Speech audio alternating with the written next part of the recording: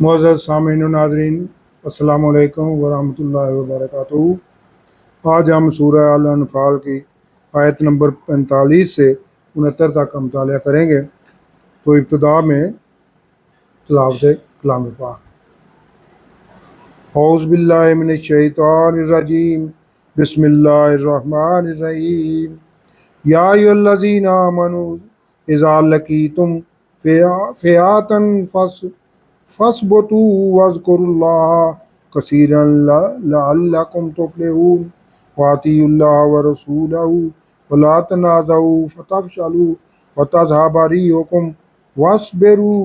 ان اللہ مع الصابرین ولا تکونوا كالذین خرجوا من دیارهم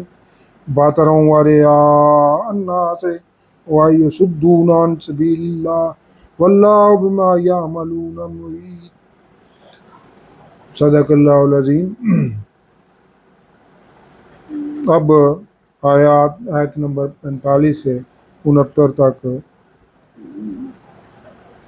کی آیات کا ترجمہ اور تفسیر علم۔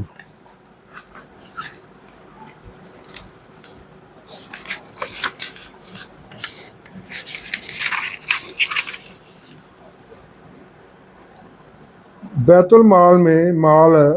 جمع کرانے کے بعد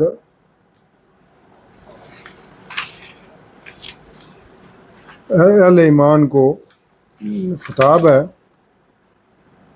اے ایمان والو، جب تمہارا کسی فوج سے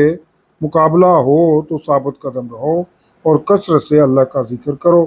تاکہ تم فلاح پاؤ، اور اللہ اور اس کے رسول صلی اللہ علیہ وسلم کا حکم مانو اور آپس میں مت جھگڑو، ورنہ تم کمزور ہو جاؤ گے اور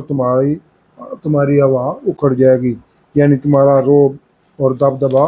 کفار پر یا یہود و نصارہ پر کم ہو جائے گا، ختم ہو جائے گا۔ بے شک اللہ صبر کرنے والوں یعنی ثابت قدم رہنے والوں کے ساتھ ہے، اور ان کفار کی طرح نہ ہو جانا جو اپنے گھروں سے اتراتے ہوئے اور دکھاوے کے لیے نکلے تھے۔ کفار کا لشکر اسلحے سے لیس تھا اور ہر قسم کا سامان تعیش بھی موجود تھا، اور لشکر بھی بہت بڑا تھا۔ غرور اور تکبر میں اترا رہے تھے کہ وہ چند مسلمانوں کو مٹا کر رکھ دیں گے، اور وہ تمام وسائل کے ساتھ لوگوں کو اللہ کے راستے سے روک رہے تھے، اور اللہ ان کے سب کام گھیرے ہوئے تھا۔ اور جب کہ شیطان نے ان کے کام انہیں اچھے کر کے دکھائے، اور شیطان نے کہا کہ آج تم پر انسانوں میں سے کوئی غلبہ حاصل نہیں کر سکتا، اور میں بھی تمہارے ساتھ ہوں، تو جب دونوں لشکر آمنے سامنے ہوئے، شیطان الٹے پاؤں بھاگ گیا اور کہنے لگا، میرا تم سے کوئی واسطہ نہیں ہے، میں وہ دیکھ رہا ہوں جو تمہیں نظر نہیں آ رہا۔ یعنی یہ شیطان جھوٹیاں تسلیاں دیتا رہتا ہے اور عین وقت پر ساتھ بھی چھوڑ جاتا ہے۔ مجھے اللہ سے خوف آ رہا ہے اور اللہ کا عذاب سخت ہے۔ کفار کے لشکر کی منظر کشی کے بعد اب مدینہ میں اسی دوران منافقین کی چالوں کا ذکر کیا جا رہا ہے کہ جب منافقین اور جن کے دلوں میں کھوٹ تھا کہنے لگے کہ یہ مسلمان تو اپنے دین کے دھوکے میں پڑے ہوئے ہیں، کہ کہاں یہ بے سر و سامان مٹھی بھر مسلمان اور کہاں کفار کا جری لشکر۔ اور اللہ کہہ رہا ہے کہ ان منافقین اور دل کے کھوٹوں کو کیا پتہ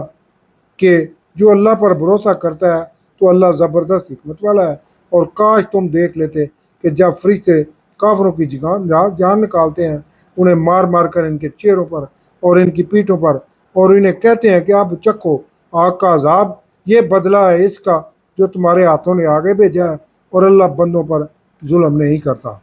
یہ کفار اس جیسے تم انجام کے حقدار ہیں جیسے فرعون والے، یا اس سے پہلے قوم شعیب، لوط، سمود، عاد اور نوح علیہ السلام کا معاملہ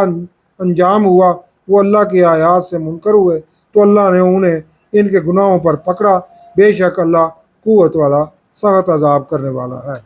یہ اس لیے کہ اللہ کا دستور نہیں کہ وہ کسی قوم کو دی ہوئی نعمت کو بدل دے جب تک وہ خود نہ بدل جائیں، یعنی انکار کر دیں، جیسے من و سلوہ سے بنی اسرائیل خود ہی انکاری ہو گئے تھے۔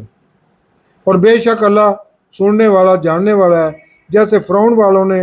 اور اس سے پہلے قوموں کا دستور تھا، انہوں نے اپنے رب کی آیات کو جھٹلایا تو ہم نے ان کو گناہوں کے سبب ہلاک کر دیا، اور ہم نے فرعون والوں کو غرق کر دیا اور وہ سب ظالم تھے۔ بے شک جانوروں میں سے بدترین وہ انسان ہے جو کفر کرتے ہیں اور ایمان نہیں لاتے، جن سے آپ صلی اللہ علیہ وسلم نے معاہدہ کیا، یعنی مدینہ شریف لاتے ہی آپ صلی اللہ علیہ وسلم نے معاملہ فہمی اور بصیرت سے کام لیتے ہوئے جنگ نہ کرنے کا معاہدہ کیا تھا۔ پھر وہ یہودی ہر بار اپنا عہد توڑ دیتے ہیں، یعنی اپنی خفیہ سازشوں سے باز نہیں آتے۔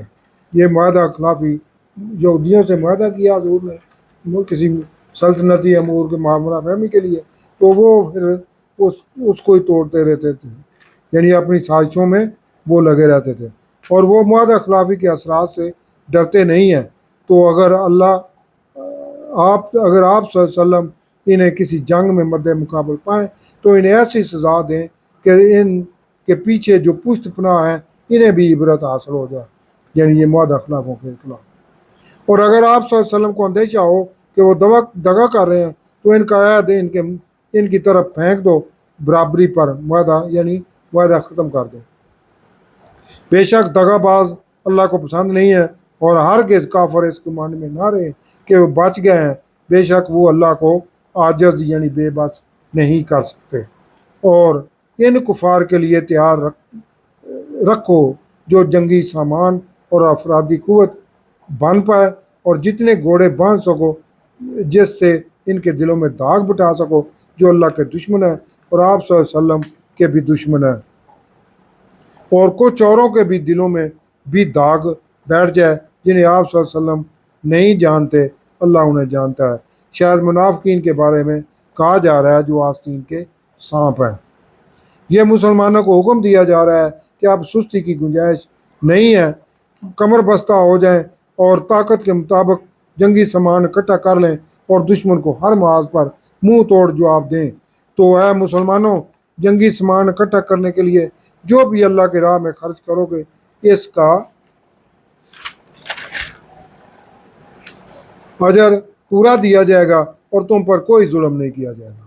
اور اگر وہ امن کے لیے سر تسلیم خم کر دیں تو آپ صلی اللہ علیہ وسلم بھی تسلیم کر لیں، اور اگر اللہ پر بھروسہ رکھیں، بے شک وہی سننے والا جاننے والا ہے۔ اور اگر وہ آپ صلی اللہ علیہ وسلم کو دھوکہ دینے کا ارادہ رکھتے ہوں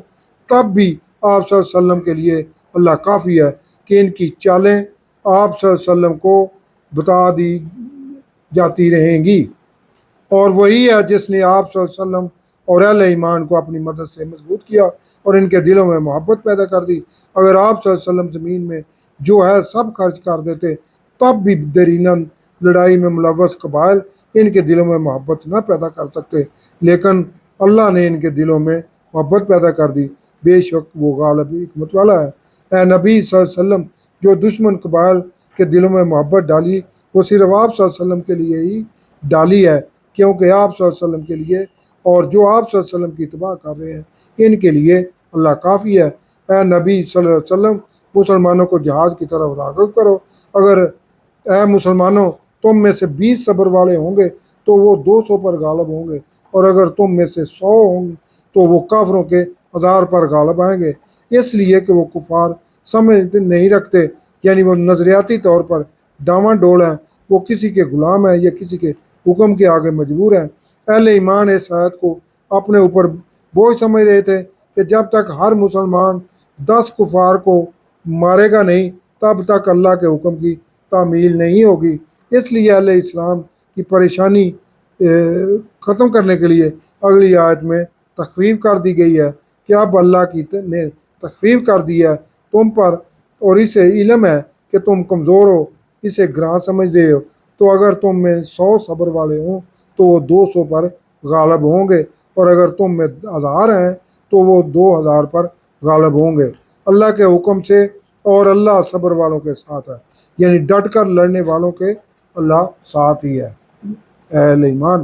کسی نبی کے لائق نہیں کہ وہ کافروں کو زندہ قید کرے جب تک وہ کافروں کا زمین میں خون نہ بہا لے۔ اس آیت کا مقصد یہ ہے کہ پہلے کفار کی کمر جنگ میں توڑ دی جائے، بعد میں جو ہاتھ آئے اسے قیدی بنایا جائے۔ جنگ بدر میں 70 کفار قیدی بنائے گئے تھے، اور حضرت عمر رضی اللہ عنہ یہی کہتے تھے کہ انہیں فدیہ لے کر چھوڑ دیا گیا تو یہ دوبارہ جنگ کریں گے۔ اس لیے انہیں قتل کر دیا جائے۔ اے مسلمانوں، تم دنیا کا ساز و سامان فدیہ کی صورت میں مال و دولت چاہتے ہو، مگر اللہ تمہاری آخرت بہتر چاہتا ہے، اور اللہ غالب حکمت والا ہے۔ اور اگر اللہ اب پہلے ایک بات طے نہ کر چکا ہوتا تو جو تم نے کفروں سے بدلے کا مال فدیہ لے لیا ہے تو اس سے تم پر بڑا عذاب آتا۔ بہرحال اب تم کھاؤ جو غنیمت میدان میں قبضہ کیا ہوا مال اور فدیہ کی صورت میں اکٹھا کیا گیا مال ہے، تمہیں ملی ہے، حلال پاکیزہ ہے، اور اللہ کا تقوی اختیار کرو، بے شک اللہ بخشنے والا رحم فرمانے والا ہے۔ صدق اللہ العظیم۔